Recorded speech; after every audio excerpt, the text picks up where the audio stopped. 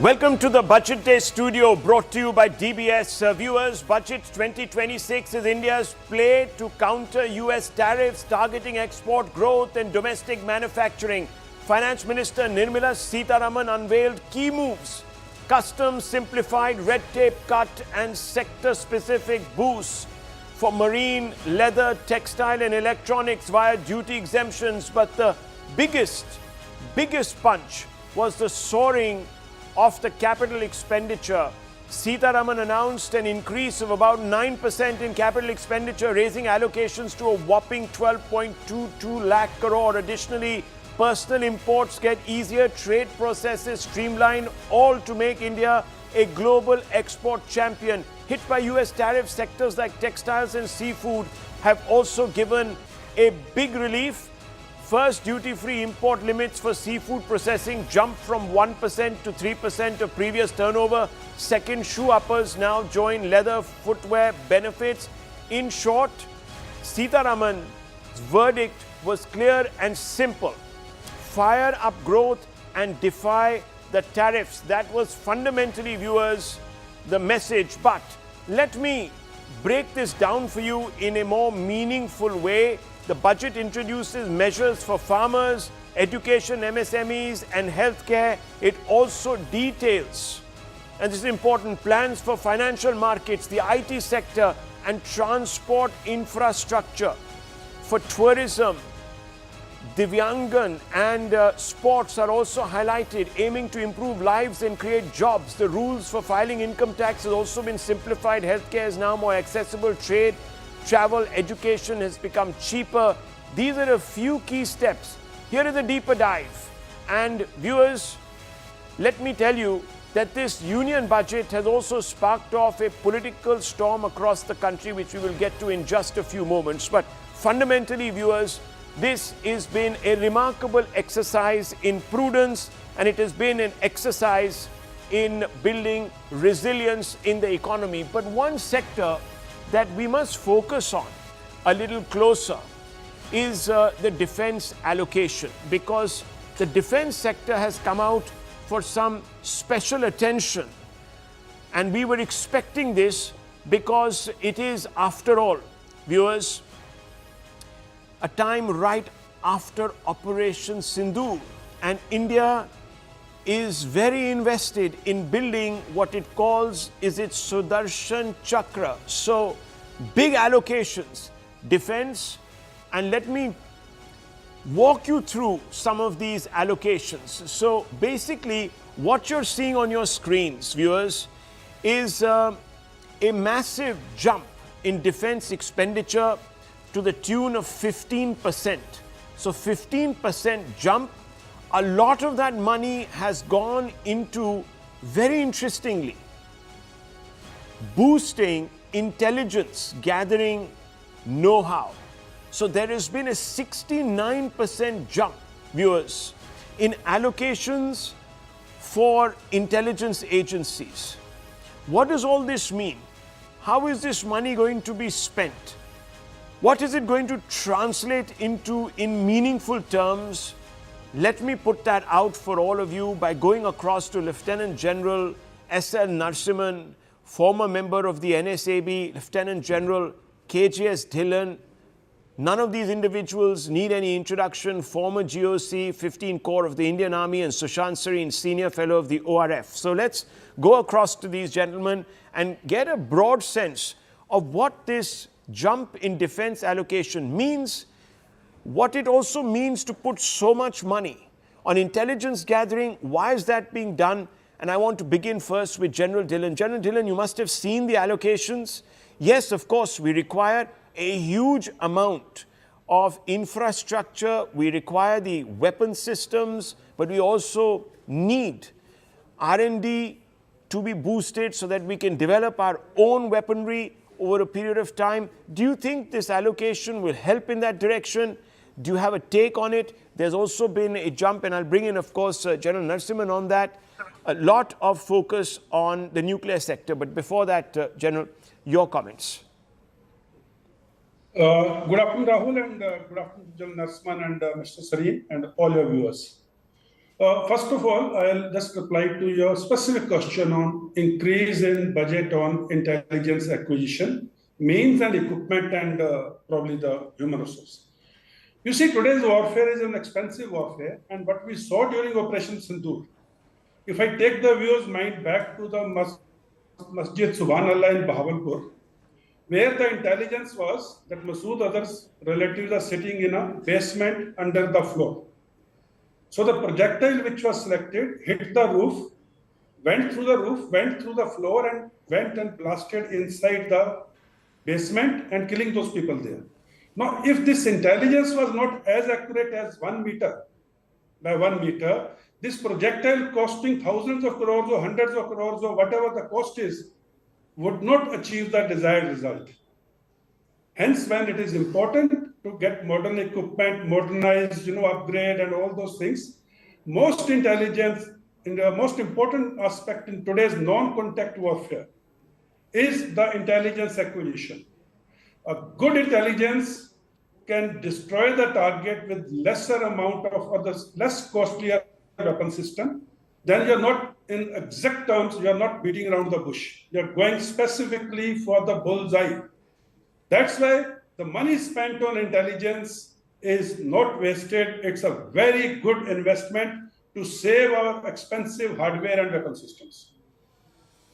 Very, very interesting. General Narasimhan, big push, of course, in the budget session and before, in liberalizing our nuclear sector.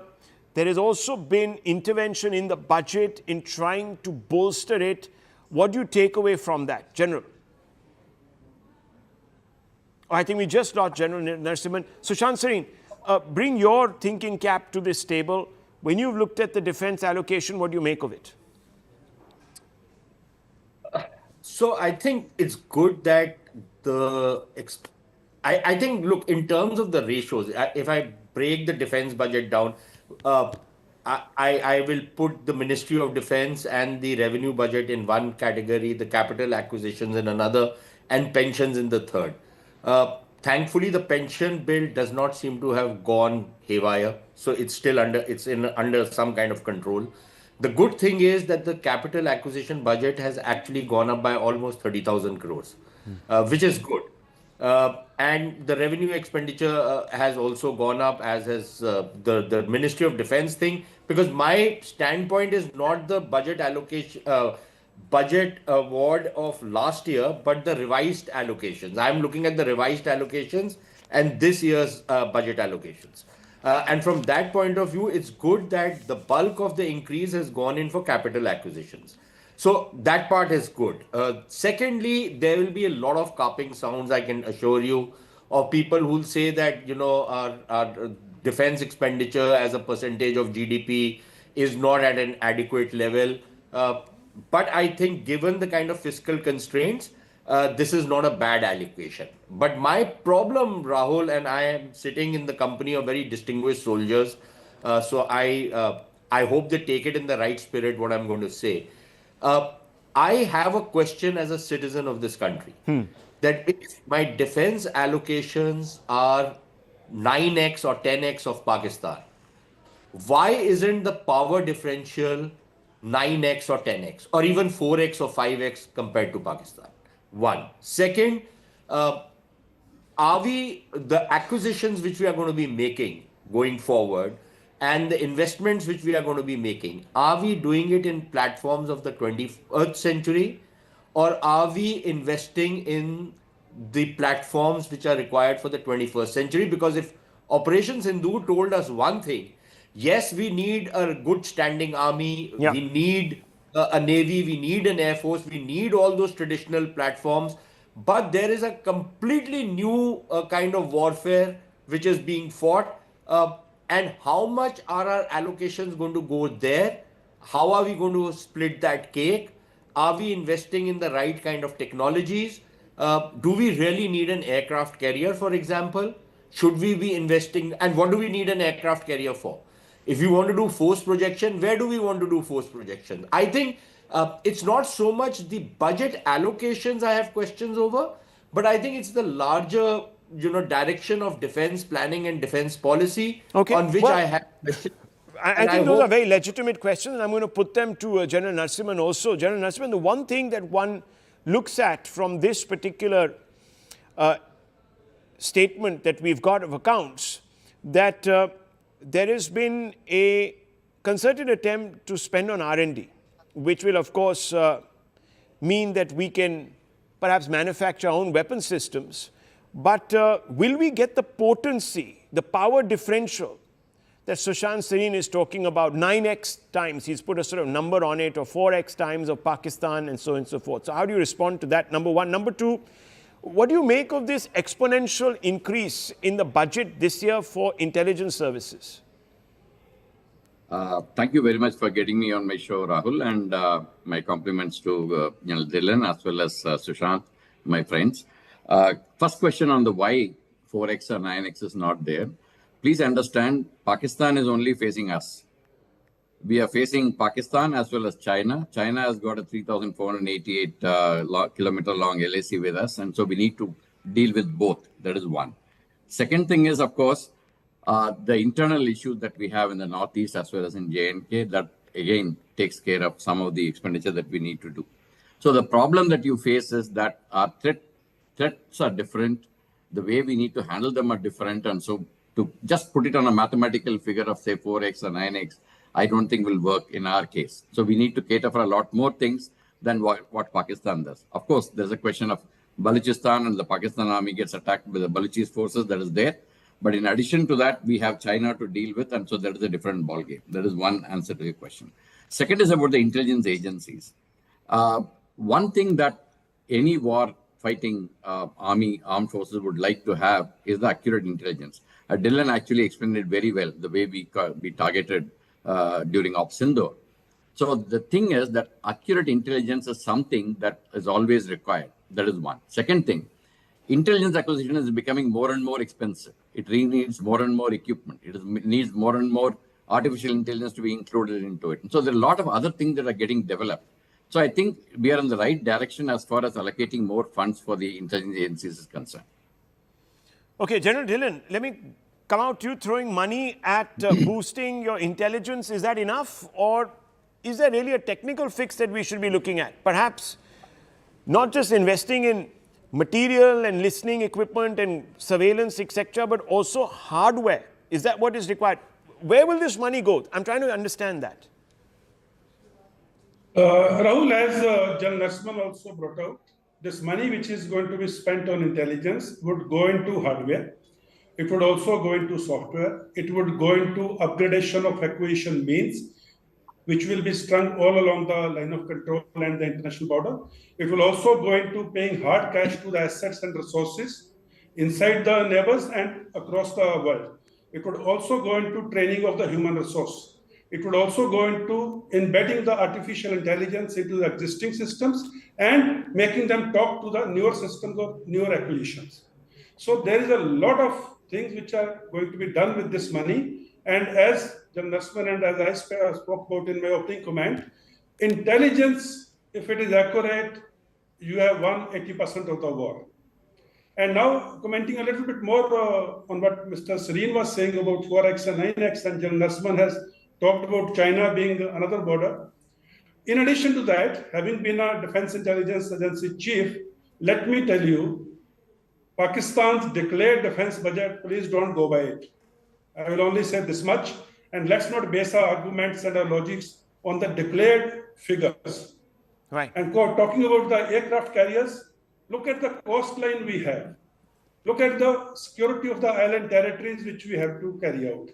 And look at the Malacca State, the Strait of Hormuz, the Arabian Sea, the Bay of Bengal, and the international, economic trade routes passing through our neighborhood. Right.